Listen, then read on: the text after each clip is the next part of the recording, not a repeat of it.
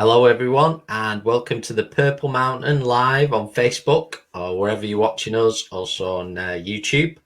And we just want to give you a warm welcome here from Chris and Stephen. And also, we have a special guest, a very good friend of ours, Jimmy, who's joined us this evening. And we're doing a special talk this evening on dreams and the astral plane. Really pleased those who are coming online can join us. It's going to be an interactive talk this evening, and what that means is that you can post your comments, you can ask questions. Please feel free to do that. We're here to answer them. Not to say we have every single answer, but we will give you the very best of our experience and our truths. And as always, here at the Purple Mountain, we are advocates of freedom of speech and the freedom of speech movement. So we'll always present alternative views, truths, in order to help you on your journey and to find your truths, to help you what fits right for you. And we hope we can give you some large pieces of the puzzle tonight to make up and to finish your jigsaw. So just want to say hello to everybody who's joining us. We hope you're having a good weekend and a good Sunday and staying positive. And just before we get started, as an intro to this evening, Jimmy actually was inspired with inspirational writing some time ago on dreams. So I'm just going to hand over to Jimmy, and maybe as well, Jimmy, just before we get started, just for those who might not know you or watching, just a bit of an brief introduction about how you got involved in the spiritual movement. Yeah, of course. Thanks, Chris, and good evening, everyone.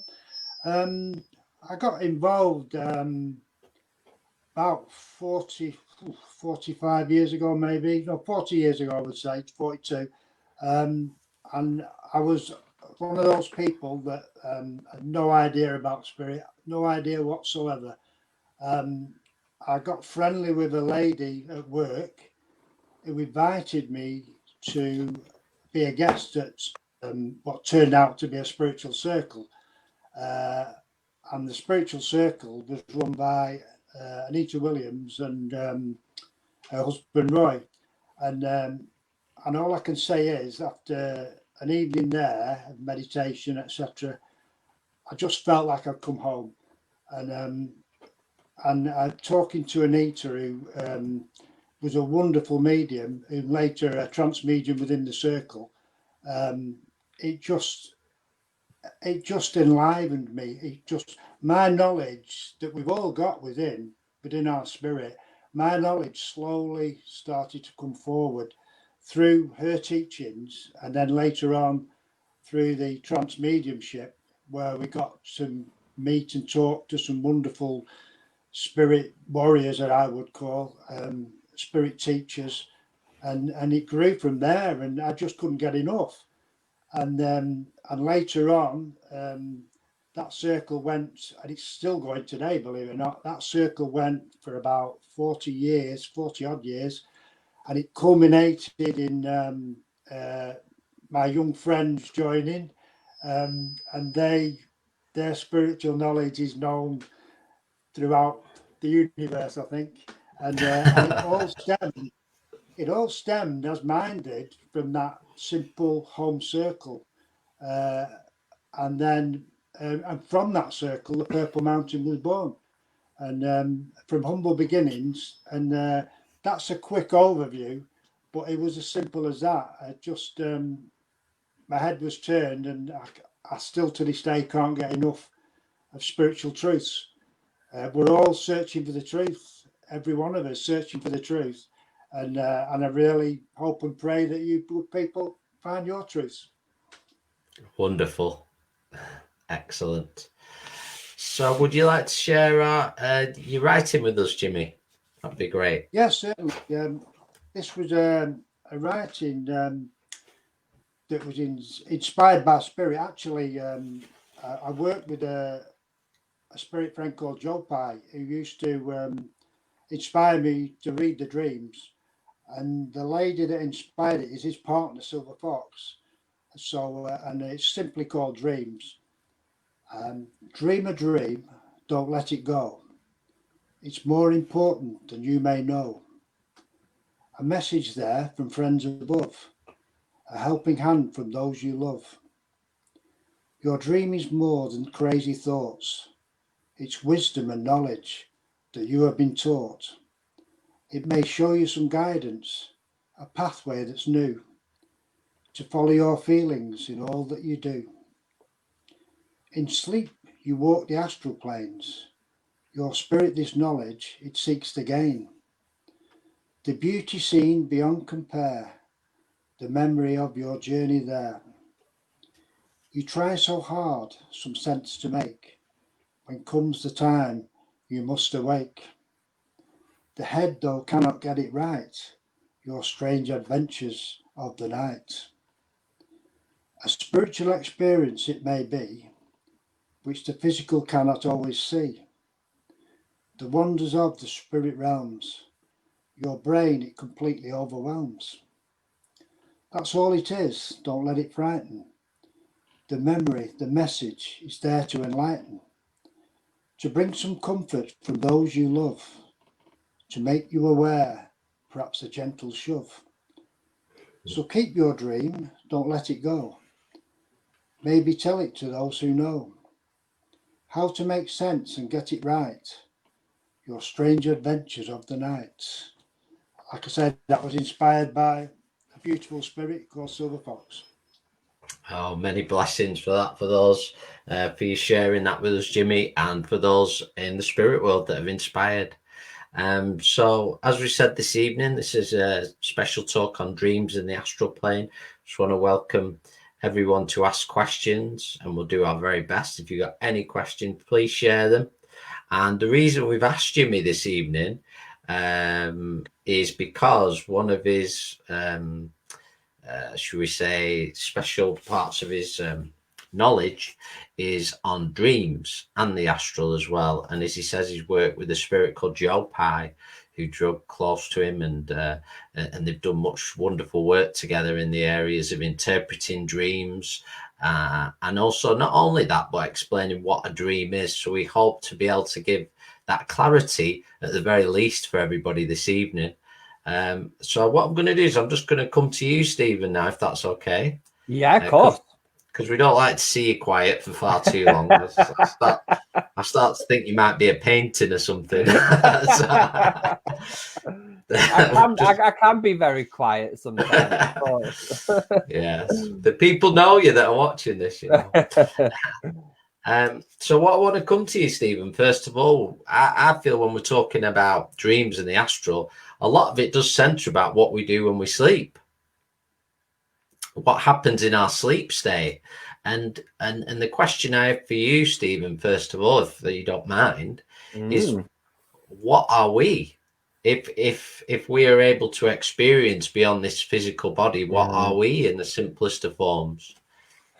Yeah, I think that's an important question, because I think this question is going to lead on to the rest of the discussion. And actually, this spiritual truth is something that leads on to every aspect of the spiritual work, if it's reincarnation, soul partners, knowing your divine purpose. And very simply is that we are all a spirit within a physical body. We use this physical body as a way or to experience a physical life to help the spirit to grow.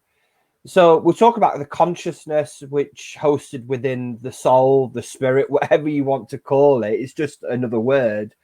And this physical body is so valuable to the spirit because and as long as the body's healthy, it's good, it's strong, we are able to have these physical experiences. It is those physical experiences that gives us the knowledge, the understanding, and then eventually the wisdom to help our spirit light grow and evolve, not just for ourselves, but also for the spirit realms as well. So the answer to your question, very simple, is we are a spirit in a physical body. And that relationship is very, very important because it enables us to do our spiritual work here on the earth plane. When the physical body dies, the spirit moves on. I know that as a knowing. That's a deep knowing that I think we can all relate to, is we all know that when our physical body dies, our spirit moves on to the spirit realms, and it's, I call it life after life. So I hope I've answered that question for you, Chris. Yes. Yeah, and just moving on now, I feel that's, you've answered that very well there, Stephen. And we talk about, so we know we're a spirit in a physical body. We're more than this body that we animate. So when we're in a sleep state, we can travel during that sleep state. We can still experience. And those experiences bring many mixed experiences the next day, and that's hopefully what we want to go through. But just when we explain the astral plane, Jimmy, how would you explain the astral planes? Well, the astral plane, going on the concept that Stephen's just said, we are a spirit in a physical body, and when we sleep, our spirit can leave the physical body, be free of the shackles of the physical body for the time we're asleep, and we go on what we call the astral planes. Now, it's not the spirit world, it's just, for want of a better word, a dimension that's close to the earth plane, but I always call it a halfway house, where spirit can meet me on the astral plane, and I can meet spirit on the astral plane. So, for instance, you can meet your loved ones who maybe have gone home to spirit and adjusted. They can come to the astral plane, and you can meet them on that level. You can be with your guide. You can be with your animal friends. You can do much work. If you've got a love of horses, you can maybe go and work with horses. It's a level that we can basically, like I said, leave this physical body just for those few hours, so that it gives time for the physical to heal, and we can be with whoever we want, go wherever we want, basically. You can, I always, just come into my mind as I'm speaking was something called Deja Vu. People talk about Deja Vu, and they always think of past lives. But just give you a scenario about maybe you're buying a house, and so you've made arrangements to visit this house on the Saturday. On the Friday night, to view the house, the Friday night, on the astral plane, you go and have a look at it.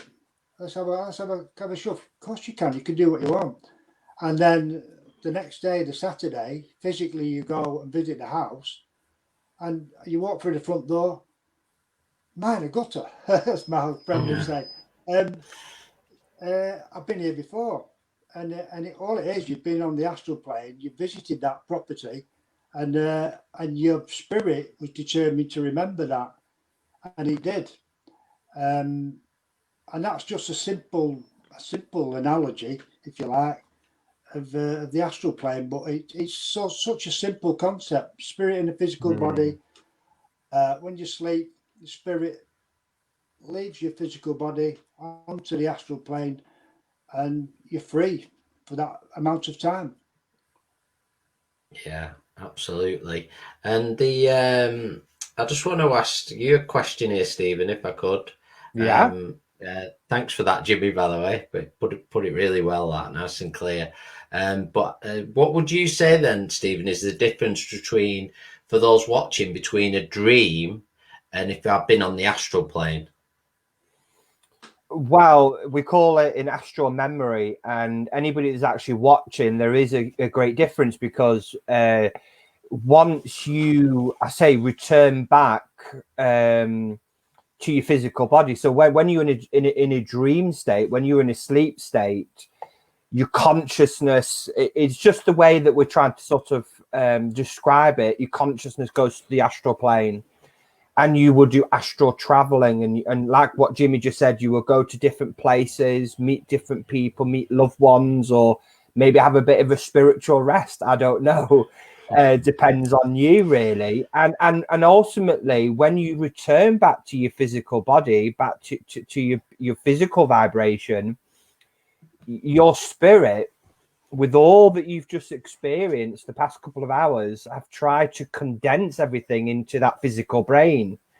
And sometimes the spirit, there's a need for your spirit to remember, and we call that, you know, a dream. And I remember my dreams very, very regularly, 2 or 3 dreams every night. I'm sure everybody that's listening some of you will remember your dreams, but ultimately your dreams will, over a past couple of hours or past couple of days, the dreams will eventually fade.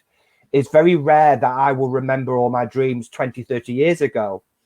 But sometimes you will have a profound experience. And some of you who have experienced this are very, very lucky. And I've experienced this, I think, only twice, considering how much I dream. I woke up and I had this such a profound physical memory experience, as if I was physically there, and I was with somebody, a guide, a teacher, and I just remember. And if I close my, now this was about 10 years ago, and if I close my eyes now, I can still describe that experience, that astral memory. So it's a memory that doesn't fade like a dream.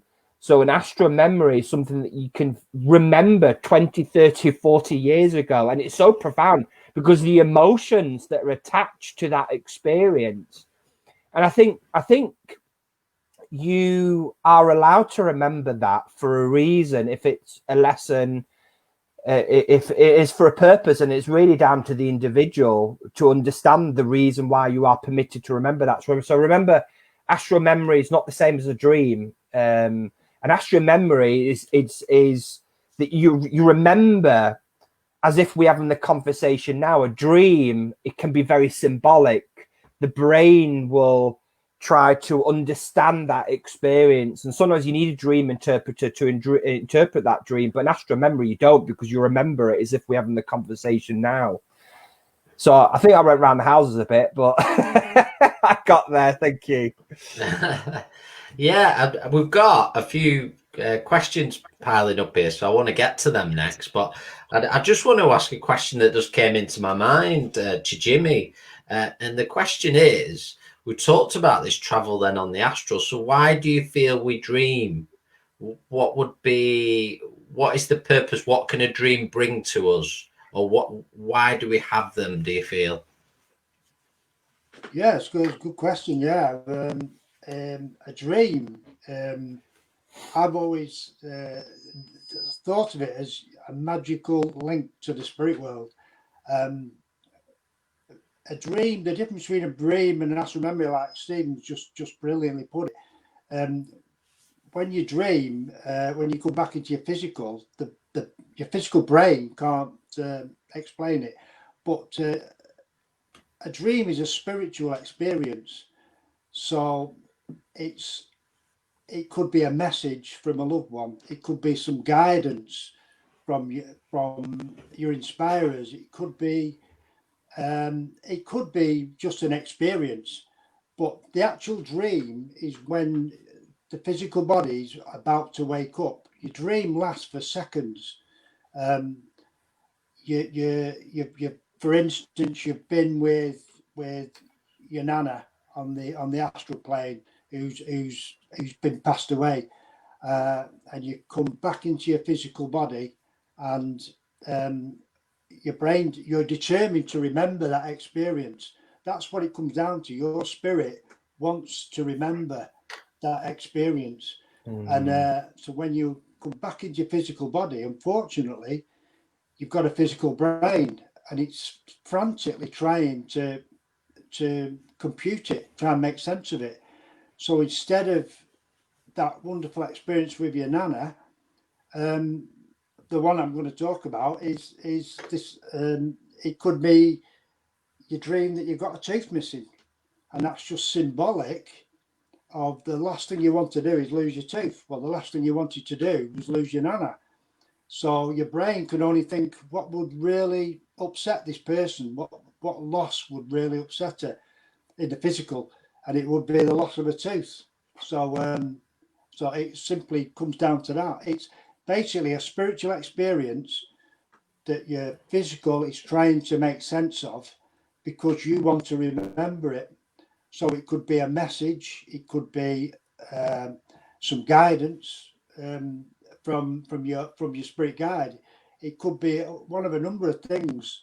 And what I will say to people is try not to throw your dream away too quickly. Think about what's going on in your life, and chances are that dream will be symbolic of what's going on in your life, and you'll probably be able to read that dream yourself.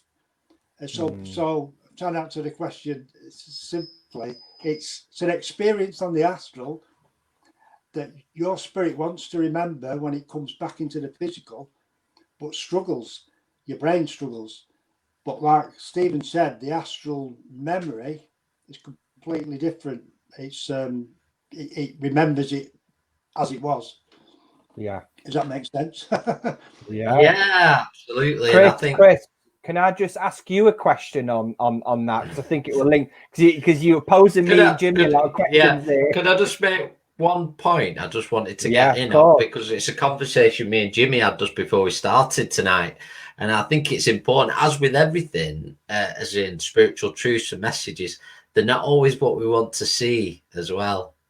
So sometimes the reality of a dream can be tough to look at, but it is a truth that our spirit wants us to learn that is going to help us at the moment in time. So I believe that's part of it, what we were talking about, that they can be very hard to see the reality of them. We might not want to see it. So we'll keep having that dream again and again, maybe. Well, that's what we call a recurring dream, isn't it? And probably Jimmy will talk about that later, but it's a dream that, and I'll just tell you a quick story. I remember my granddad, and I've told you about this, Jimmy, many times before in the circle. My granddad remembered this dream, and it was like a story. And he was keep having this story, and it always ended halfway. And he said, I can never get the end of this dream. And he had this dream for 65 years. And 2 weeks before he died, he said, I've had this dream and I finished this dream. And obviously my granddad didn't have that spiritual understanding, and I just felt like it was a preparation for his spirit. His end of his life was coming to an end, and I thought that was so profound. He said, I've had this dream and I finished this dream after 60 odd years, and I thought, how amazing was that? Absolutely, wow! Because I do remember this, and I remember you've told me tales of your grandfather, and he had a tough time, didn't he? He had a tough time, and so quite often I think that dream was he was having so many traumatic experiences, but they were basically saying it's just making you stronger. It's making you stronger, you know. But yeah, it's a funny one, that. Yeah. Well, Chris, I just want to ask you a question, because I think I think it will relate to this, because Jimmy, you probably remember. I mean, you probably have a lot of requests for dream interpretations. Is a lot of people ask me as well, is why do some people remember their dreams and some people do not remember their dream? And there are some people, they say, well, I've been begging, I want to remember, but I can't remember. So why does that happen? Yeah, that's an interesting question, and a lot of people sometimes also will say they don't dream, or they very rarely dream as well. And the simplest answer I could give, maybe Jimmy could give a bit more insight on it, is I don't think, if you're not remembering something, you're not meant to, would be my simple thoughts on it. Because if you were meant to, it would come back. But also, it's actually something I was going to mention earlier. I do feel with dreams, if you're having them and you really want to find that interpretation, that journaling your dreams is something that's really worth doing. And I pass that advice along to many people, because don't let it fade away. As Jimmy said, don't throw it away. And I've done it even before, when I woke up at 5 a.m. with a dream, gone back to sleep, and then at 8 o'clock, I can't remember the dream. Yeah. So I don't know if you'd sort of expand any more on that, Jimmy, but that's my thoughts on that one. Well, in some instances, basically the spirit is not bothered about remembering it. It's an experience, but it's not big in the way of things. But people who remember the dreams all the time, like Stephen, well, he's got a massive thirst for knowledge. He wants to know everything. If we have a question and answer, he'll have 50 questions. Chris will have 25, and I'll have one. So, I very rarely dream. Stephen dreams a heck of a lot. Some people don't dream at all. But if you want to remember, if you really, really want to remember, you will remember. You will remember something about that dream. It's different when you're on the astral and the spirit. You're determined to remember it.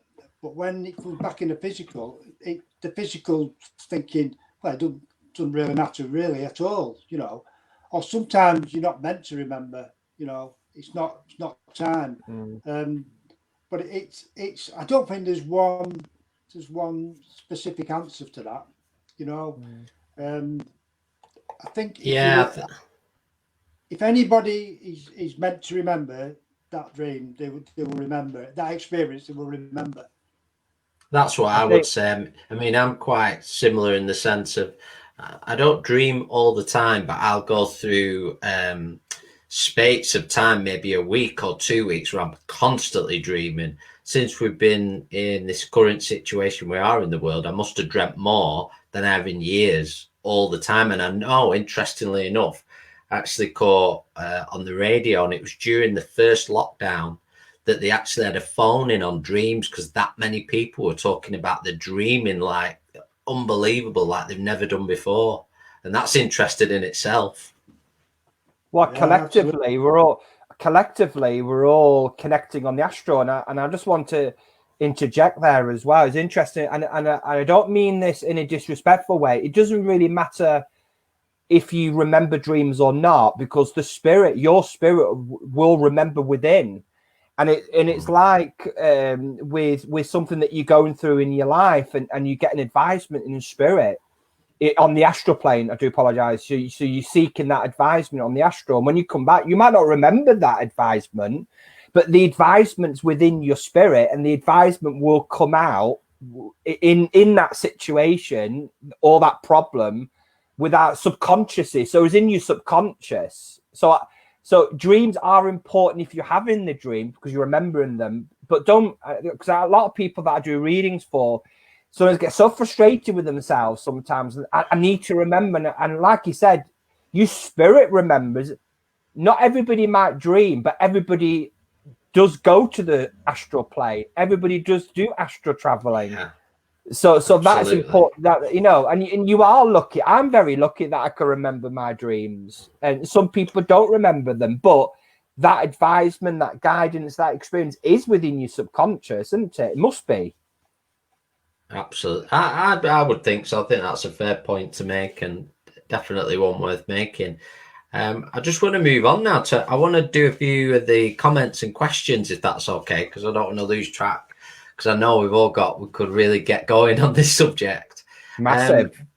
The first, it's a little question, this from Jaya Patel, and thanks for joining us. And she says, they say you should reverse your dreams. How true is that, please? So I don't know what you're... Do you want to put it on the screen, Chris? Do you want to put it on the screen? I think if I put it up, I'd block Jimmy off. Oh, right, okay. Yeah, I could put it up for a moment, just so you can see it, Jimmy. And then I'll take it. Oh, there you go. That's all right. Shrunk us. We've done well. So there it is. I've got to be honest. I don't fully understand that. I've never heard that before. Reverse your dreams. Is that something? I've got a bit. I'll hold my hand up. I'm not sure I understand that. I think perhaps what she might mean is, and if I've got this wrong, Jaya, please comment and we'll answer it, is maybe reversing it from start to finish, the finish at the start and the start at the end. Yeah. That's my best way I can think that might be. Yeah, it's something I've not heard before, and I've never thought about before. And I'm trying to think about a dream I've had, and I'm trying to go backwards on it. All I would say is, if it works for you, great. You know what I mean? If that works for you, that's absolutely fine. I don't think it'd work for everybody, but why not? Why not? If it works, it works. Yeah. Any thoughts, Stephen? No, believe it or not, it's very, very rare that I'm unable to answer a question. So yeah, I'm not sure about the same. I think a fair answer would be not that we're aware of. I don't think any of us. She's just posted. What I mean is the opposite of what I dreamt. Oh, we go. I'll get that up. Oh, here we go. So the sorry, go on. No, it's all right, Jimmy. Yeah, that makes a bit more sense. But when you have a dream and you don't, I mean, you could be having this wonderful experience on the astral plane, and you come back and your brain's what you dreamt is you're running around the field in pink Wellingtons with a dog under your arm, you know, and that's the sort of silliness that quite a lot of people dream, you know. I still I don't believe that to be true, to be quite honest. It doesn't work for me. It doesn't work for me at all. That's fine. So we'll get thanks for that, Jaya. We hope we've if you have any more questions, please feel free. So we're going to go on to Joanna Cox. Now she's got an interesting question here that I feel quite a lot of people have this experience, if I can get this up. And it says, my nana came to me in a dream the other night after such a long time. She spoke to me so clearly. How can I hear her and see her if I'm asleep? Well, first of all, you're not asleep, Joanna. you know, your body is asleep. Your spirit is on the astral plane. And a little bit about what Jimmy said before. I'll let Jimmy really answer this question. I just want to make a point is that when you meet your loved ones, and it is a wonderful, beautiful experience and opportunity for your spirit to meet with your loved ones that have passed. Like Jimmy said, it's a halfway house, but sometimes you don't remember because in part, there is so much emotion and love that you have for your loved ones that sometimes it can be too much. I know that sometimes certain people drift off too far with their loved ones, and loved ones said, you can't go back with us. You have to go back to your physical body. So sometimes it can be very, very emotional. And I think reading between the lines there, Joanna, you might have had a little bit of an astral memory there that you'll be able to remember and hear so clearly. There could be a possibility that your nana might be even in your bedroom, and you having a conversation in your bedroom, maybe. I don't know. So I don't know, Jimmy. Do you want to answer that question? That was my thoughts exactly. It sounds very much like an astral memory. My feeling with your nana is that when she passed, she took a long time to adjust. When you go back home to the spirit realms, you've come from the earth plane, the physical body, and when you go back to the spirit realms, you need time to adjust. You've left loved ones behind. You're very sad, but then again you're meeting loved ones in the spirit world. But we're all different. Some people there's no time in spirit, but some people take just a week. Some people can take years to adjust. But your question was, how can I hear her and see her if I'm asleep? Well, like Stephen said, you're not asleep. It's your spirit that was with your nana. And that's exactly what Stephen meant by an astral memory. Your spirit has remembered it. And as you come back, your physical brain hasn't jumbled it up one little bit. So that's a wonderful experience for you. And you know, I feel all goosey now actually thinking about it, because I bet it was wonderful for you. It's lovely. I just want to mention there as well, Jimmy and Chris, about when Joanna's just put, she's not visited me in such a long time. Well, I would argue with that, because our loved ones visit us all the time. It's just that we don't remember. We don't remember. So really, Joanna, I would assume that your nana's with you and she visits you regularly. But the question you want to ask is, why was I allowed, or why did I allow myself to remember that experience the other night? So there must be something going on in your life, a little bit of guidance or love that your nana just wants to say, I'm here, Joanna. Remember that. Have a bit of faith. Spirit are there. We're guiding you. Yeah, it's a lovely point, that, Stephen. So we're going to move on. We've got another one. Now, this is a dream. This is Nicole, a very good friend of the centre, Nicole, and she dreams a lot. She dreams a lot, bless her. So hi, Nicole. And I'm not going to put it up, this one, because it's big. Oh, because it's a big one. Okay. So I have two dreams quite close together. And I don't remember the whole dream, but parts of the dream I have got in disagreements with my parents. And my mum was trying to hide in one I had last night. She wanted to avoid my dad. And the setting of the dream looked like I was in a foreign place. The one before it, there was an argument between my dad and myself, but I wasn't scared. I was just fed up of it all. Could you tell me what my dream meant? So would anybody like to comment on that? I think I just want to, I don't know if Jimmy agrees with me there. I think it would be not difficult to interpret that dream. I think maybe if Nicole can maybe copy paste that and send it to Jimmy, and Jimmy can maybe write something down. Because I think it's going to, I think tonight's video and talk discussion is not really interpreting dream, but just explaining the mechanics and logistic of dreams and astral memories. And that will be the stepping stone. People can contact Jimmy and maybe ask for a bit of clarity. That's just my viewpoint. Yeah, absolutely. I think. I don't know what your thoughts are, Jimmy, there. I think that's a great idea, because if anybody, I might as well mention it, if anybody like Nicole wants a dream interpreting, do so with pleasure. They can email it to myself, and maybe just put a small donation into the Purple Mountain. You know, it doesn't have to be much. And I'd do it with pleasure. I'll do it for nothing, but if anybody wants to make a small donation to the Purple Mountain, that'd be great. Okay, brilliant. So thanks for that anyway, Nicole, and just get in contact with Jimmy. He'll be able to help you out with that. Chris, yes. Can I just, before you move on, because it's next to Nicole's thing, and a few people have mentioned this already, is we've mentioned astral memory, and we mentioned dreams, but they keep saying here astral projection. Now, astral projection is not astral traveling, nor is it astral memory or dreams. So I don't know if Jimmy wants to, or maybe you, Chris, do you want to explain what astral projection is? Yeah, what I'd say is when we talk about astral projection, even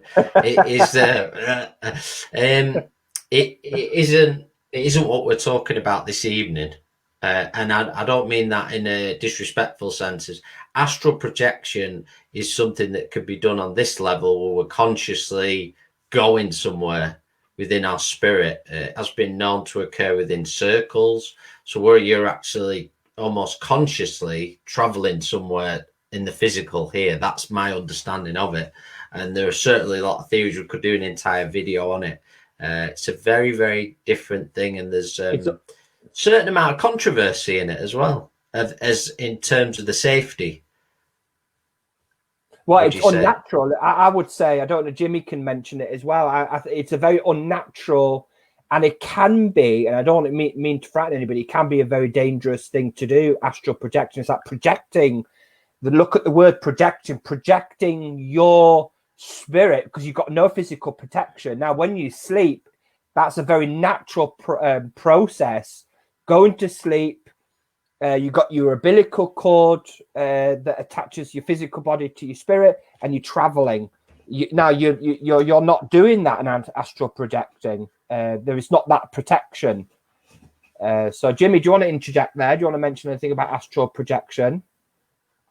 Yeah, it's everything you two just said, and it's I did know a guy who used to do this sort of thing, and he used to project his spirit into the street outside, and he used to tell me he used to come up and down the street. But on that level, the only people he would see or be aware of would be other people who are doing that. Right. It's a dimension that it goes in a way against universal law, because what your spirit when it sleeps does, it's a natural thing to do. It's what's supposed to occur. Whereas the other thing, it's the astral projection. It's not a natural phenomena. It's something that's basically what Stephen said. There's no protection for you when you go on the astral. Your astral guide will be there waiting for you. People will be guarding your physical body, because that's the way it works. You can go where you want, and your physical body is entirely safe. But when you astral project, those people, enlightened spirit, will just stand back. Just it's a conscious, it's free will, but it's your conscious choice to do that, and it's not recommended. Yeah. Well, thank you for that. I think maybe something a subject for the future, that, because it's another interesting discussion, as there's many in this work. But I just want to mention something that's been followed up here. When we're talking about the opposites in terms of dream interpretations, and quite a few people have put, there's a theory. Well, there actually is it Pat? You said it's like an old wives' tale. Of a theory that if you dream of new life, it means death, and obviously the opposite. If you dream of death, it means a birth. Have you heard of that before, Jimmy, or that theory? I've heard one or the other. A dream is unique to you. In my very humble opinion, I don't believe that you can read a dream from a book, because everybody's dream is unique. It might be similar. I mean, you get a lot of dreams with teeth that can be quite similar. But for instance, if you dream that you're losing all your teeth, which is a very common dream, that might be because for whatever reason, but it'll be a different reason for the person next door to you. Although it could mean the same thing, but it's what emotional or whatever problems are going on, or whatever is going on in your life, that dream will indicate that, but it'll be completely different to the person next door. So to dream, I mean, you can pick the death card in tarot, and quite often you'll be inspired and say it means new life. That does happen, but it doesn't always happen. It could mean something completely different. So I don't think you can. I can't think of the word, but it doesn't always mean that. Not always mean that. So you can't. So very simply, you can't read your dreams from a book. They're unique to you. Yeah, absolutely. Yeah, absolutely. I just want to mention there as well. I mean, I remember earlier on when I got into the circle work, and I remember asking you, Jimmy, and I used to say, well, I'm keep dreaming, and a lot of people listening tonight might relate to this. It's often when you are dreaming of flying, and I love the sensation. Oh, I have that one all the time, flying. Yeah, it's flying. And Jimmy, I remember you saying, "Wow, that is a good indication that you're astral traveling. It's a telltale sign that you are astral traveling. You are doing your work on the astral plane, and it could be rescue work. It could be finding answers, seeking guidance. But you flying, you got a physical body, so your consciousness is free. So I don't know if you remember that, Jimmy. I do, yeah, absolutely, and it's spot on. It's symbolic of that's how you are on the astral. You're free. If you Yeah. want to be in Hawaii, think Hawaii, and there you're going to be. You know, it sounds incredible, but it's true. Mm. Yeah. But you soon get fed up of going to Hawaii. You probably end up going to Morecambe after a bit. I love And then that. sometimes with the dream, with the astral traveling, is that and I remember this also in circle work there, Chris. You probably remember this. When we've been traveling, because of our physical mind, you know, when that experience comes back, I often sometimes go on the aeroplane, or I'm on the train, or I'm on a bus, or I'm on a car, and that's also and that's also sort of indication that you've been traveling somewhere.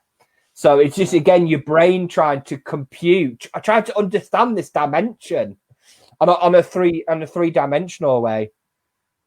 Yeah, I don't remember that one with the flying, but I have loads of dreams I used to have with flying, and really, well, they were quite fun, where I could really feel myself taking off. So it's great that you'll say, you remember this, Chris? I'm like, I don't remember that one.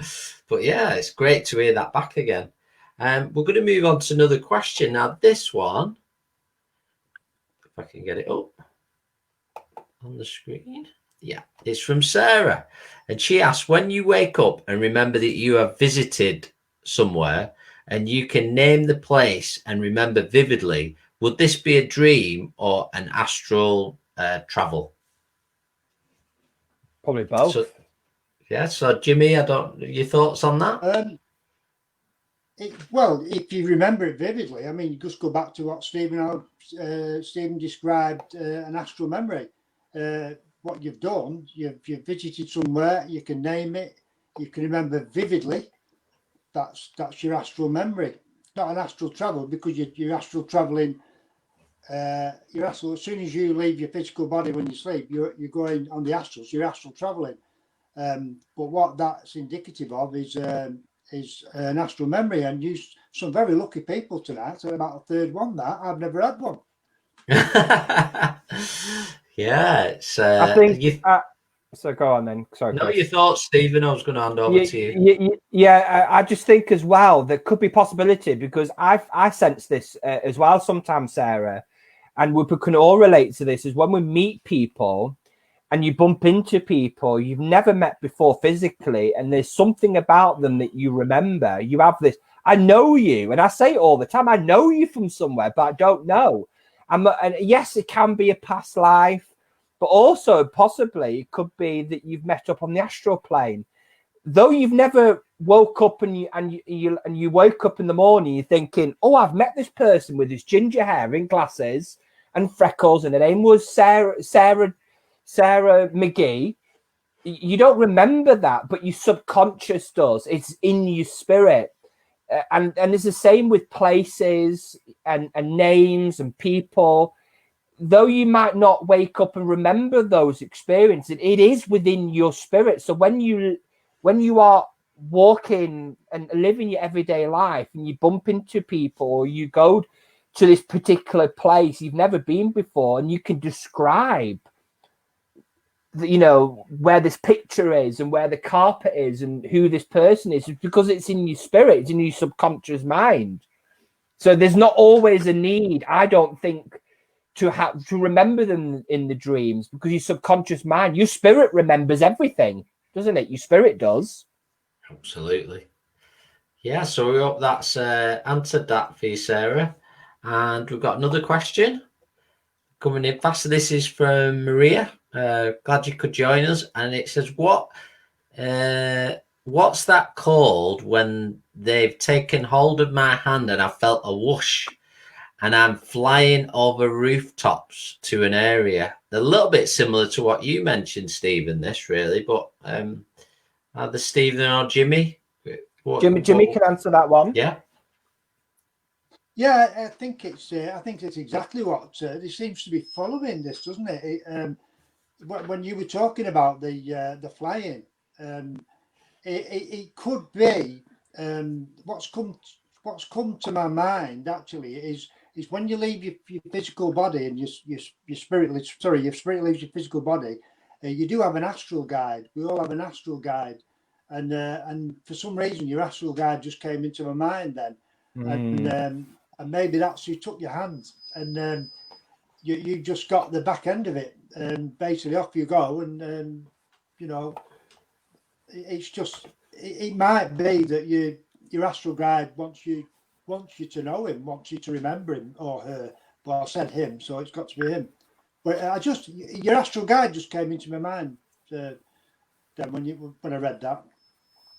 I think also I just want to maybe add into that as well, that I think sometimes, well, not, you know, when we say astral traveling, not there's different, even in the astral realms, there are different vibrations, there's different places. It's beyond our comprehension, our physical brain. Exactly. Expansion is beautiful beyond our comprehension. So really, and I know that I've been told that sometimes I will go too far. Sometimes I think sometimes people will go quite far, some people don't. It just depends on your spiritual work, depends what you want to do. And I think maybe what Jimmy was saying there with the astral guide, giving you a bit of confidence, you were able to, a bit of reassurance that you were safe. You might have traveled to a place that you're unfamiliar with, and your astral guide, your loved ones, just to bring a little bit of reassurance. Yeah, so it's really interesting, these questions. Yeah, they're really good, and I think you made a really good point there, Stephen. You read my mind, because we describe the astral plane, but in many ways it is beyond our comprehension of the levels and the true experience, if that makes sense. Yeah, I mean, so we're gonna. I just want to mention as well there, only through personal experience, Jimmy, you probably can maybe answer this. It's not really a question, it's an open question. And anybody watching and hearing what I'm about to say probably could relate to this as well, because I have dreams, or I remember dreams, I call it dreams or astral memories, of particular places, you know, particular places that I visit but have different dreams in. So it's almost like different destinations, different cities, the same city or the same place that I go, but it's like a different story, different scenario. So what would that be, Jimmy? Would it be almost like it's a place in the astral realms that I particularly go, and I'm doing some kind of work there? Yeah, I was just going to say that because it's a city or wherever, that's just symbolic of a destination on the astral plane. It could be that your brain's trying to find this. Your brain's trying to equate, trying to compute. So you might have been talking about having a holiday in Mexico. I know you won't, but yeah, it's symbolic of a destination where you've been, but how can you put a name on the destination? So the only thing you can come up with is a city or something like that. Absolutely interesting. So interesting. We might have to do a part 2 and 3 on this one. Of course. Because there's so much you can go into. We've got another question. And this is interesting, this, I think. Joanna Cox, she asks a question. Can I ask about daydreaming? I often go off in my quiet moments and recall people and memories. So what's your thoughts on that, Jimmy? Very interesting, this. Yeah, it is. Yeah, I've been asked this before, and I think somebody asked it of spirit as well. And it's strictly speaking, you've gone very deep. You've gone very deep either in meditation. If it's not a meditation, you've gone very deep within yourself, and so it's not quite the same as a dream. It's not quite the same as your spirit leaving your physical body. You've just gone very deep within, and you're recalling memories that you've got within your spirit that are already there. If that makes sense. Yeah. You know, it's not classically a dream, but it's if it's not meditation, if you can go within as much as that, I would recommend that you do start meditating, because that's wonderful to be able to do that, Joanne. Oh, Yeah, wonderful. I mean, I like to add to Interesting. that as well. In my interpretation, it's probably I would go to the lines of meditation. It's almost like a meditation. Daydream is like a meditation, and I would say it's almost like an altered state of consciousness, as an altered state of your mind. And I think Jimmy was absolutely right there, and I could really relate to that. Sometimes you'll sit there in the quiet, or even a bustling street in the bus stop, and suddenly you'd be daydreaming, and it's something resurfacing. Something's being resurfaced, and you're remembering these things, and also I'm going really deep here. It is sometimes certain things, certain places, or the people that we meet can trigger. I think I don't know what Jimmy's thoughts are, and when you bump into somebody and sometimes you've had this deja vu and something's triggered in you, and this dreams come back, this memories come back that you've had to remember at that time. That's happened to me a couple of times. Yeah, absolutely. I mean, your spirit never forgets anything. Your spirit remembers everything. You might not think so, but when that knowledge needs to come forward, it will come forward. A lot of people get frustrated because they can't remember things, but that's just the physical. The spirit, your spirit, just remembers everything from past lives, 200 lives ago. It remembers everything. It doesn't. All that knowledge is in. What I mentioned at the very beginning of the video. Your knowledge is there, and when it needs to come forward, I always liken it to two doors at the front of your stomach, and they open up, and that memory or that knowledge comes forward just when it's needed. So, and I get what Stephen's saying there. Yeah, really interesting that, and I'm glad you asked that, John, because I've never heard it asked before about daydreaming, so I thought that was a top question. I really do.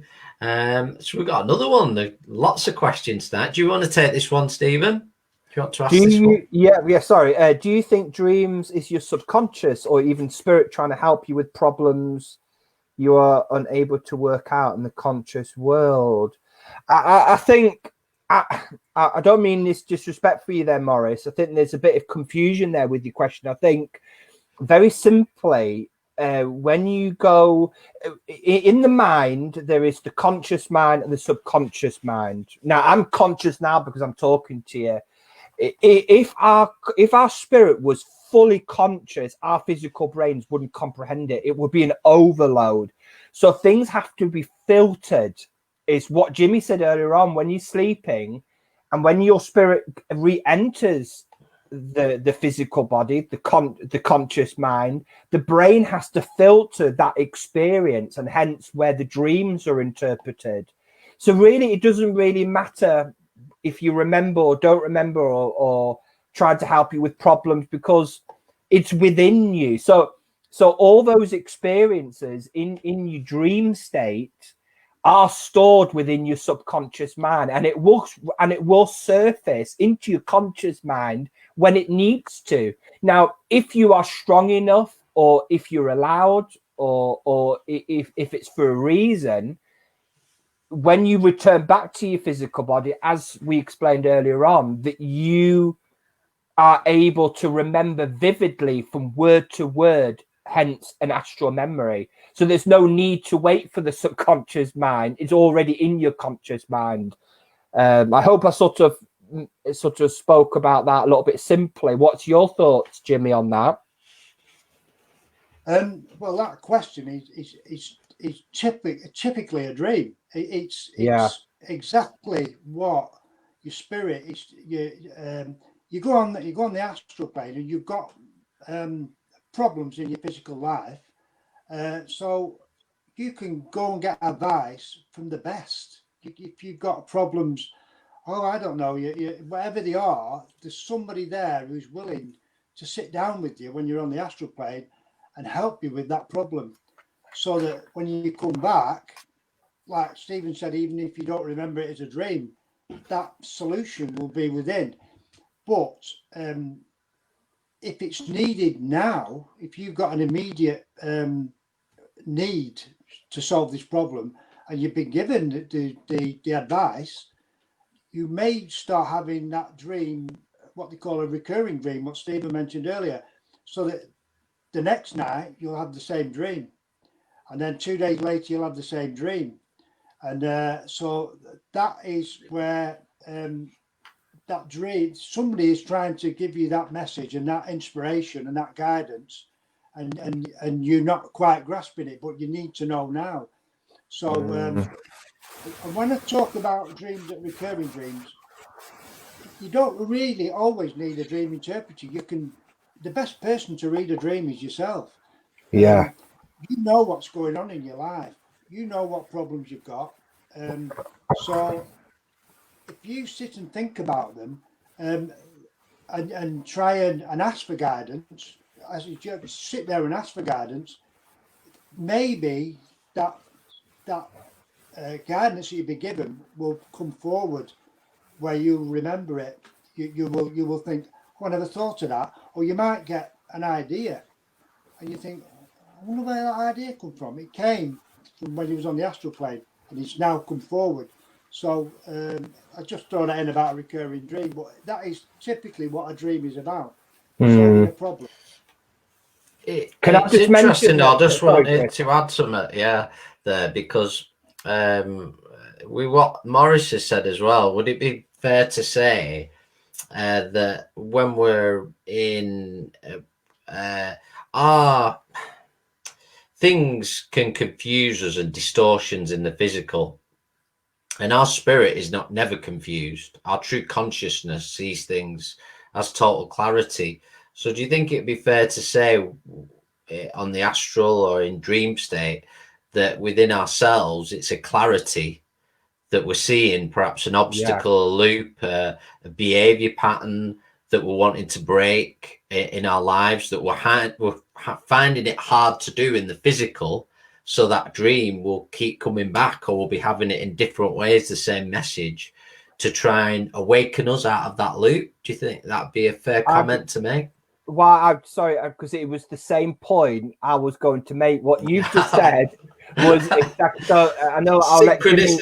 Yeah, and I think my thoughts are on the matter is that when you go to the astral, it's almost like a bit of your truer spirit is revealed, and not all of it, because there's still attachment to the physical vibrations. There's not a complete detachment. So your truer self, so you're going to see things a little bit more clearer, and you're able. So if you're a little bit stubborn and you don't want to know advice and guidance, once you go back to the astral, you're a little bit more open-minded. But so you're going to get this guidance, but then when you return back to your physical life, back to your body, you don't suddenly think, oh, everything's roses, my life's going to be perfect, I know where I'm going to go, my problems are going to be solved. You're still going to have those distortions, those illusions are still going to chain you a little bit, but it is hoped that dream, that message will resurface at the right time to help and guide you.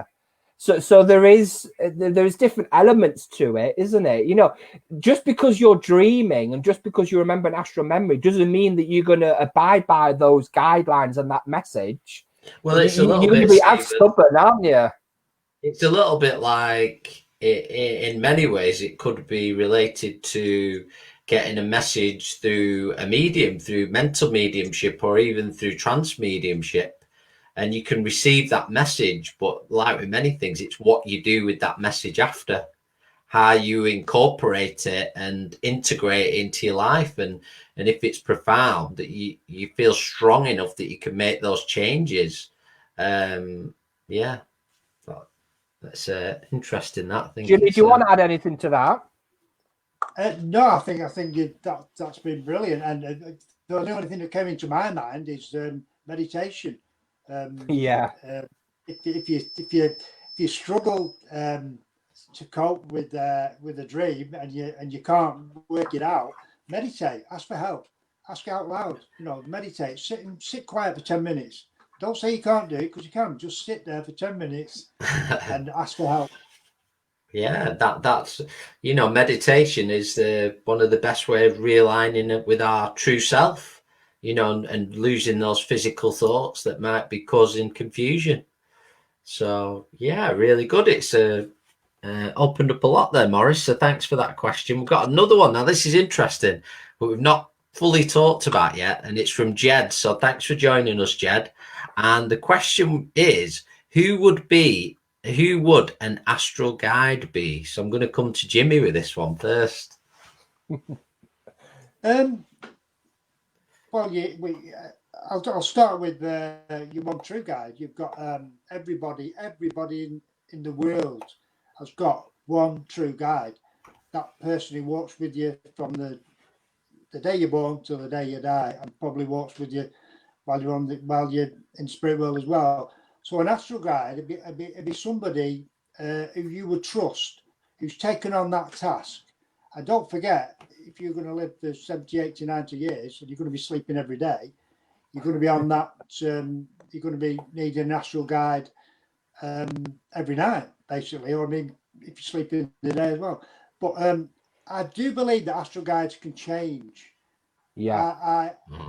Yeah. You, depending on where you are in life, depending on what work you do on the astral planes, it's somebody that you would love and trust and know. You that goes without saying. So it's probably somebody that you know very well from a past life or past lives, or somebody in the spirit world that you know and trust and love very much. But unlike your one true guide, I do think they change from time to time. Yeah. Jimmy, can a loved one be our astral guide? That's a good question. I'll throw that one back at you, Stephen. What do you think?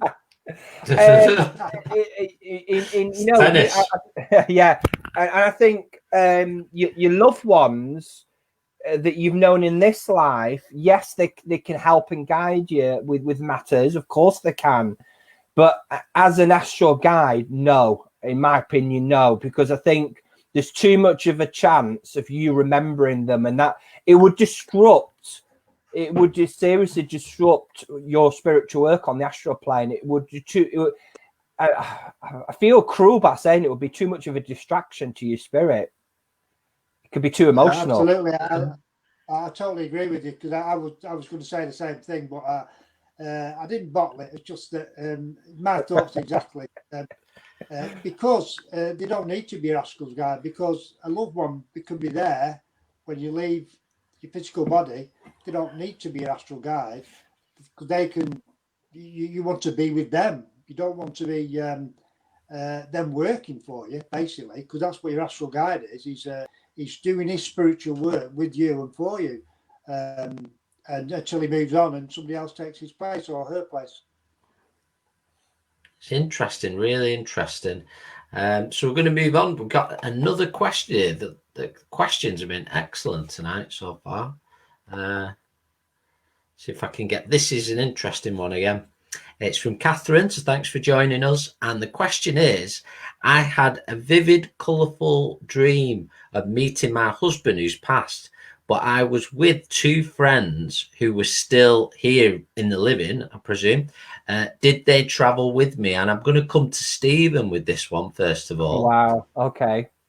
Yeah, that's a beautiful question there, Catherine. And thank you for asking us that question. And I love it the way you put, I've had a vivid, colourful dream. And I just sort of get the feeling that you were privileged to remember that you met your husband. And like Jimmy said in the beginning, it's the astral is a halfway house, that your loved ones, hence your husbands, come down. I say come down just for our understanding. And you've come up and you met up together. I get the feeling that your two friends probably came with you, not as just support, but also maybe guiding you to this halfway house as well. I call it halfway house, that you've met your husband, but also there could be a possibility that your friends were there to meet your husband as well. They might have met, your two friends might have met up with some of their loved ones at the same time. It might have been a bit of a gathering. It could be, because remember, it's not all black and white. There could be that your friends were there to make sure that you are going to come back to your physical body, so that you're not going to stay with your husband and say, I'm going to go with you now to the spirit realms. So there's different scenarios, really. And it can happen. I mean, do you remember, Jimmy and Chris, when we were in many years ago, when the whole circle was having similar dreams during the week? In the same place, yeah. Being at the same place. So yes, it does happen. Yes, it does happen all the time. Yeah. So do you want to add anything, Jimmy? Not really, no. I was just going to say that this is the simplicity of it. All spiritual truths are so simple. And basically, your two friends, when they sleep, they go on the astral. It's as simple as that. I mean, tonight, after this video, maybe tonight we'll all meet up and have a chat about the video. Who knows? It's so simple, so very, very simple. Yeah, I've got just a story I want to share on that comes back to me. And it happened with a friend of mine, and she lost a loved one to the spirit world. It was quite traumatic. And what happened is many months after, I knew this person as well, and I had a dream that I met them in a room, and it was like a waiting room, and we met and we talked, and I could see my friend who was still here in the physical with me as well, but she wasn't as close. And anyway, when weeks later, I told my friend, I said, I had this dream about your loved one, and she got quite emotional. But interestingly enough, a few nights after, she had the same dream, but I wasn't there, and she met with them fully. And I felt like in that instance, like I'd been almost a go-between, like I could perhaps, I was making the connection, or I was able to get close enough to prepare or something. But it was a really interesting situation. I remember it really clear. Yeah. So should we move on to the next question? Or we? Wow. Yeah.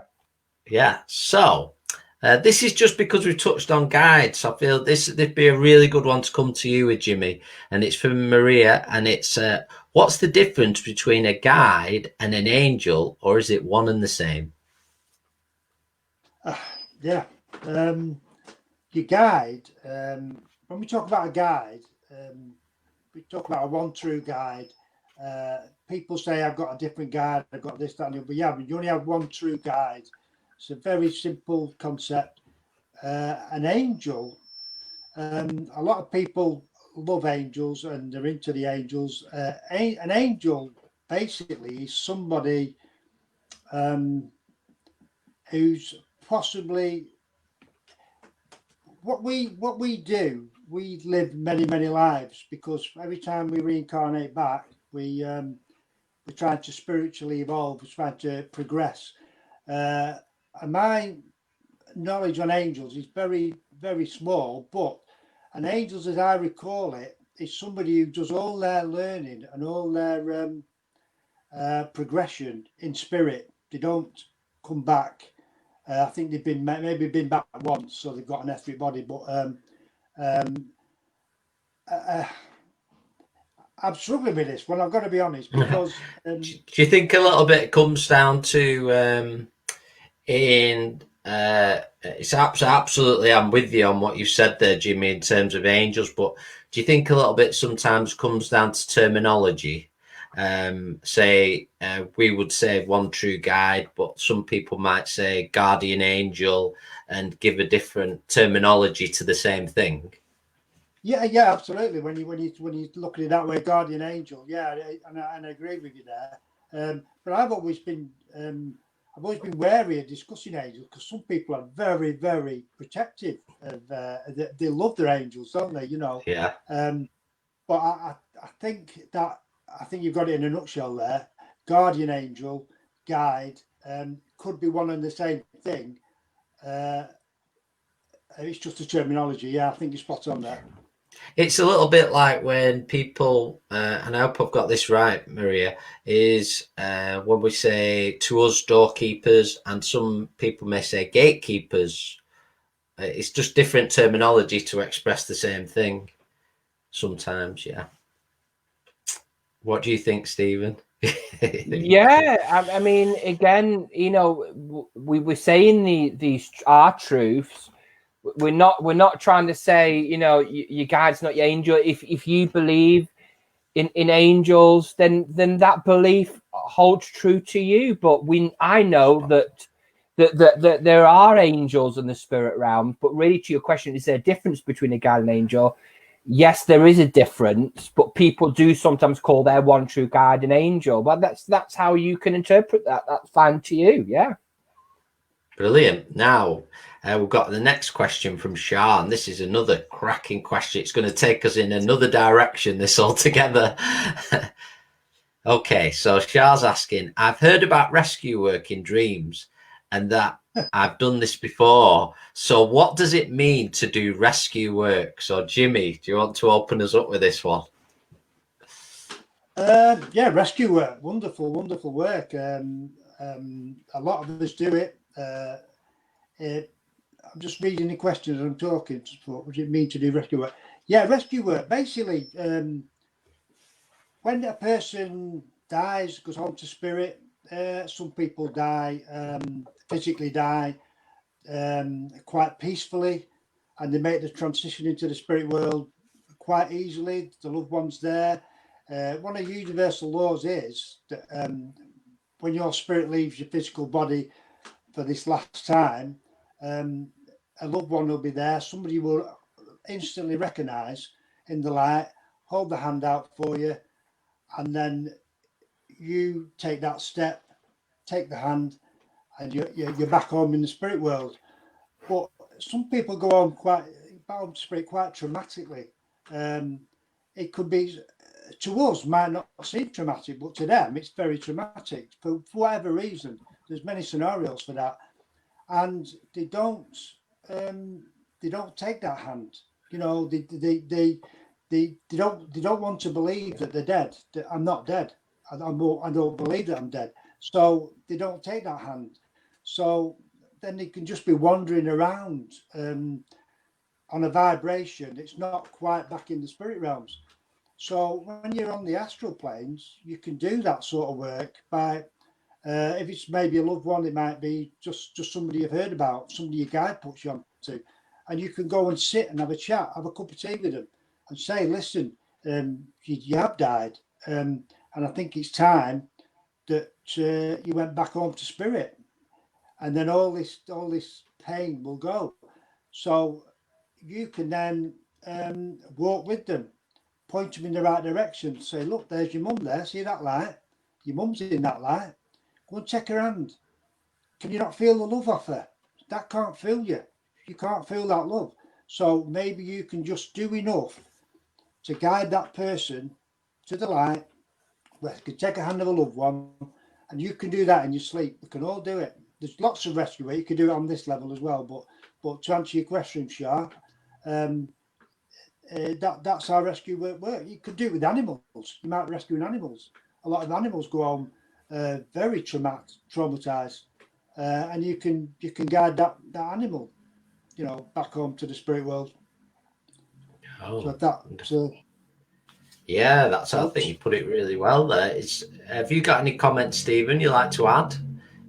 Yeah, I mean, it's such a massive subject. Huge. I think Jimmy's did very well there to condense it as simply as he could there. But I think a lot of us do rescue work in the physical because with a lot of loved ones, particularly in a rescue circle, people are drawn, spirits are brought back to a physical vibration so that they can experience that physical vibration. It is easier for them to be rescued as they draw close back to the physical vibration and then back to the spiritual light. So it's not something that we grab these loved ones and actually physically take them back to the light. There's a lot of guidance, a lot of talking to these spirits, encouragements, love, encouragement, bringing them into the light. So it's a massive subject, and I think Jimmy did perfectly there. Yeah. Yeah, the only thing I just want to add there is, do you know, when we were talking earlier about in terms of messages and what we do with them, is that sometimes there could be a misconception of, well, it'd be easier if I'll go home to spirit and all my problems will be sorted.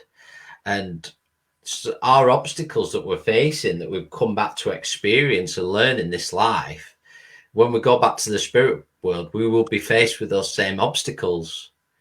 So that's where I feel as well, people like Stephen and Jimmy have put very well. But also what's interesting that we've mentioned tonight is rescue work collectively on the astral plane, which as a circle we've experienced. Stephen touched on it earlier, where 2 or 3 of us, or maybe more in the circle, have a specific memory of being at a school or a hospital and lots of children coming out and following us out, and perhaps where it could have been perhaps where a group of people have gone on to the spirit world in, you know, tragic circumstance, and you've come along just to help them along. But it's very interesting when you get that synchronicity with somebody in the physical of having the same memory as well. So really interesting question that and I think everybody's done really well. Well, we're coming up to, I think, if there's any more questions, please feel free. Can I just mention one thing that is keep coming to my mind that I think would be really interesting for everybody to know, is maybe you and Jimmy can answer this, is what is an out-of-body experience? Because I think a few of us have experienced or feeling paralyzed. Does anybody experience that? Actually, like lying in bed and feeling you can't move. So what is that, Chris? Well, it's interesting because I wrote down sleep paralysis because it's a huge thing, and I'm going to be really honest because we're speaking in truth here. I get really frustrated because there was a phone in a while ago, again on the radio. I need to switch this radio off, I think, but and it was talking about scientists and doctors talking about examining the brain about sleep paralysis, and it's something a lot of people experience. I've known people personally, and I've seen people basically where they wake up and they can't move, or they hear something that they feel's in the room with them. My personal thoughts are, you've been on the astral plane, you've been traveling, and when you come back, you've almost come back into your body too soon, and you just need those few seconds to readjust. And in those few seconds, perhaps you don't feel you can fully move yet, and it could possibly make you feel a little bit panicky. But also I feel sometimes, now this could go either way, but sometimes people feel there was somebody in the room calling my name. Now my thoughts on it are, you're hearing from where you were. You're still connected with that person you were talking to, and that's where you're hearing it from. But that's my thoughts on it. You've been on the astral plane, and you've come back very, very quick, because we have a responsibility to get back to the body as well, which, you know, is another subject. But that's my thoughts on it. It is more, I don't think it's, well, it is connected with the physical, but I don't think it's connected with the physical brain as such. I think it's the factors for those seconds you're not quite realigned with the physical and the spirit. So I don't know if you want to add something to that, Jimmy, or your thoughts. I think you've explained it perfectly, and basically that's what, when you think about a dream is only seconds.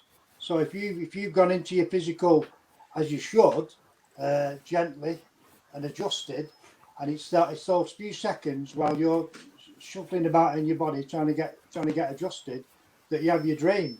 And what you've just said about the paralysis, it's just you've shot back. You know, sometimes you can shoot back without the paralysis, but you're misaligned. You just don't feel right. You know, we've been told about exercise we can do to alleviate that, but it's just exactly what you said, I think.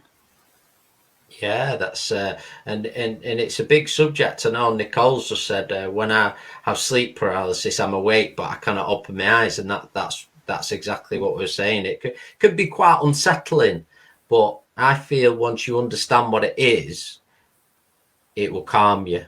Once you, if you're able to accept that knowledge, when it occurs, you go, "Oh no, it's all right." There's, you know, I know what's happening. I'll give myself a few seconds, and I don't mind actually sharing a little technique to do if you feel a little bit misaligned when you come back, or you feel a bit dizzy, or you feel you've had a heavy experience. Is to sit on the edge of your bed. I might have to come back for this a little bit.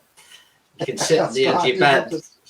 Yeah, sit up properly, and you could just put both hands on your crown chakra and just take some slow, deep breaths in through the nose and out through the mouth.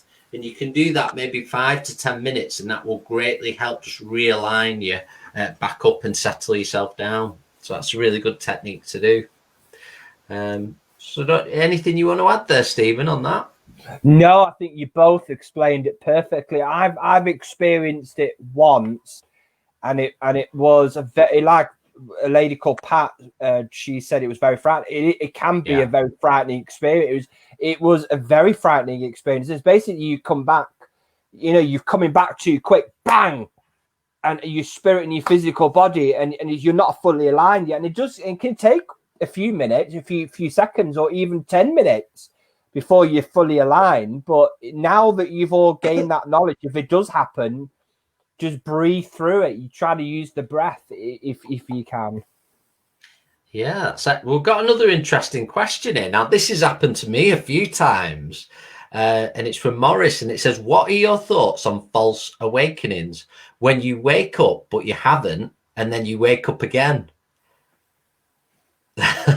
Now, I've had this happen. So you're waking up in your dream. I mean, I've even had it where I've felt like I've got up and I've done something and gone back to bed, and I haven't. I was still in the dream. So I don't know what your thoughts are on that, Jimmy. What do you think? Or what's your feelings? It's basically what it is, isn't it? It's just what you think. It's your spirits come back into your physical, and it's trying to adjust, and it's trying to it's your brain's trying to sort everything out, and it's a good way of putting it, a false awakening. I've never heard that one before, but you haven't, and you wake up again. Yeah, it's just to me, it's just confusion. It's just a confusion that your brain's going through. You think you woke up, but you haven't really. It's just symbolic of the whole confusion that you're going through. Yeah, interesting. Yeah, I think you put that very well. Do you know something else that interests me that I know we've all experienced in circle over the years is, say you might wake up and you'll go back to sleep, and you may go back to sleep for maybe 10, 15 minutes, but you have an experience that you feel like was hours and hours. Yeah.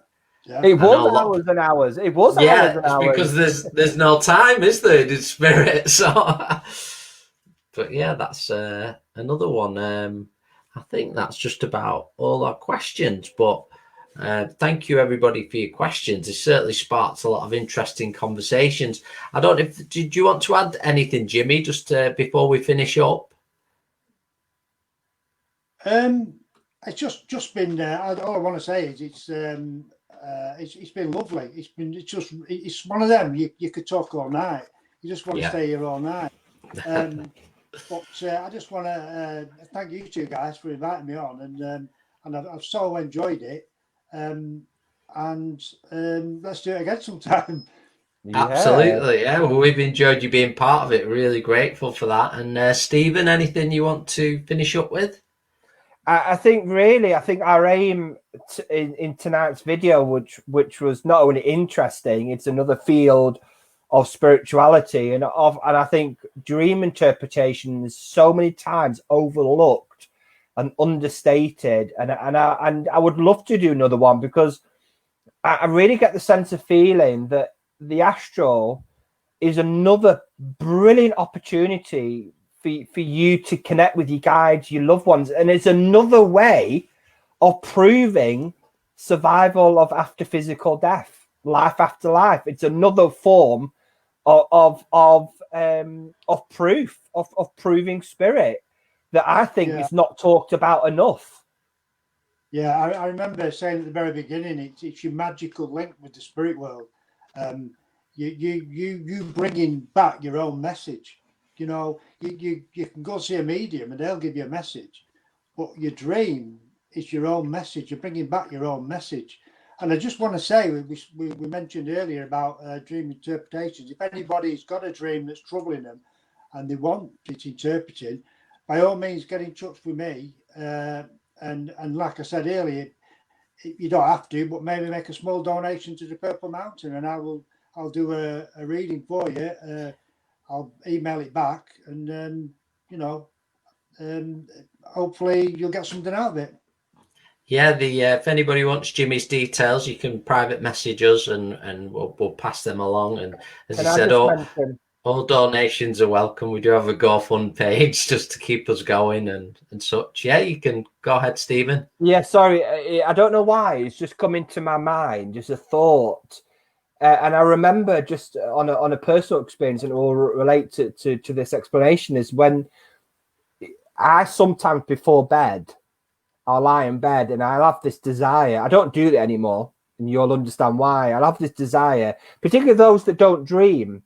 You can actually train yourself before bed and say, I will remember my dream.